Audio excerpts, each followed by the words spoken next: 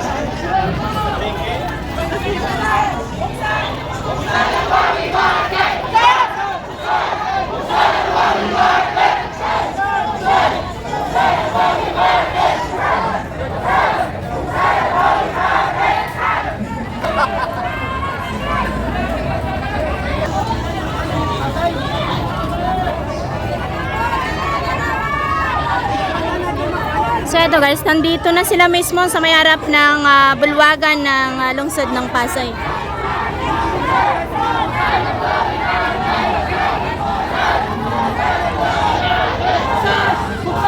So wala silang ibang sigaw kundi muling buksan yung Wawi Market Pasay.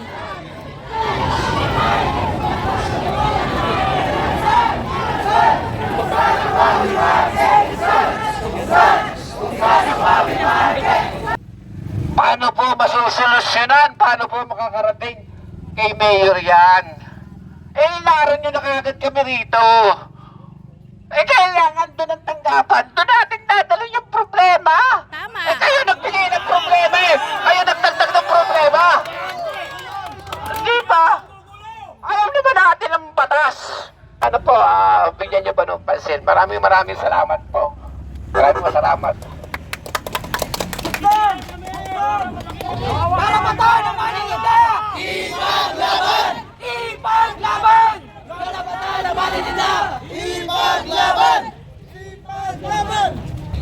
Ano gusto niyo? Yung lahat ng mga pamilya namin maging adik, maging shabu, magnakaw? Kami gumagawa ng masama.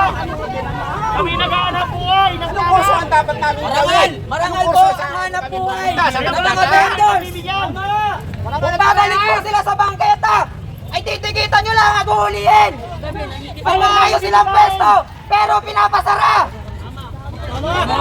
Tama.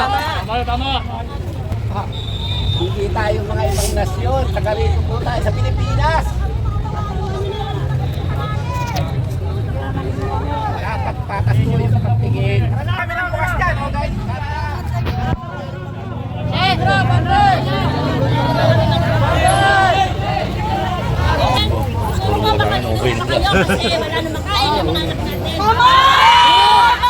Mama! Kami po nakikiusap para kami ay Puro kayo mama eh, wala namang papa. kapatay na buhay galing ng patas. Pinapahanap namin ng kamatma para may pakain sa pamilya natin. Sir, siguro naman po. Balik naman na siguro dun sa loob, no? Kaya kami kayo ng 30 minutes lang, no? Sir, siguro naman na kayo ng ating Kayo pwede pumasok Hindi, dito kahit sa hindi loob. yun. Kaya na po na kami. Kahit hindi na po. Hindi po kami magtatagal. Pagpayag lang po namin ang aming nasa saloob. Opo, sir. Sir. Dapat meron kasi kayo leader para... Hindi po natin kailangan ng sir. Kami po isa lang po ng Wawi Market. Kami po ay magpapakaisa. Magpapakaisa po ang tanging bumibigay sa amin para ipaglaban ang karapatan namin na kami buksan muli. Buksan ang aming Wawi Market. Buksan na kami. Buksan na kami. Hirap na kami. Wawi Market. Buksan. Pagkanahan, hayaan naman ang Wawi Market. Isang bata dahil sa kadaydanan ng pagkuturan. Paano namin bibigyan ng magandang kinabukasan kung sa pamamagitan ng aming hanapbuhay hindi ipagkakain sa amin? Paano? Ang diplomang kailangan namin para sa mga anak namin. Dito na kami nagmula.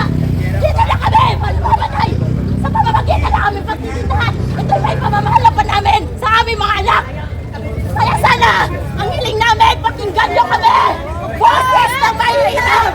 Dahil sila lumalaban ng bata. Pakinggan niyo. Kami nalain.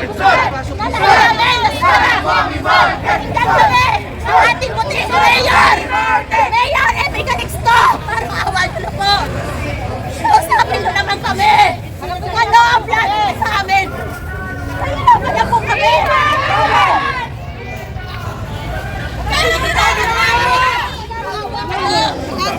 Pakinggan nyo naman kami! Hirap na po kami sa aming kailangan. Pakinggan po namin pero matagal na po. Matatanggap namin po. Tanggap naman namin ang ginawa niyo pag hindi pagtinda namin ang Pasko bagong taon. Sana naman. Isipin nyo rin ang epekto nito sa amin sa loob ng isang taon.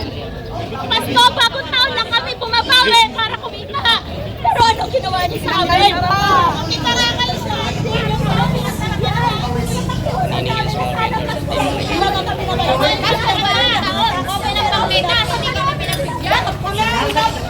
Dahil umaasa kami na may makakarinig. May makakarinig sa aming boses na simpleng mamamayat ng lungsod ng bayan. Nagugutom! Nagugutom! Ipaglaban ang mga bayan! Ipaglaban!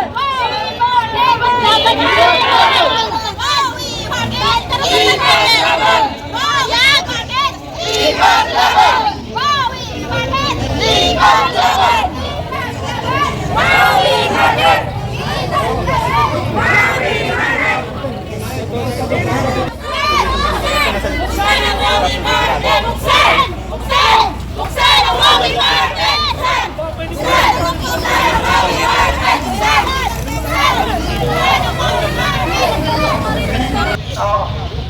Ang pinag-uusapan po rito ay hanap buhay.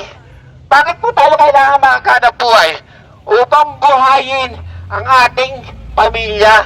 Yung mga anak, upang makapag-aral, upang may pagbayad sa ospital, kung sakasakali. Pero alisin nyo, binubusalan nyo. Tama, tama! Bakit pa kayo naka-uniforme?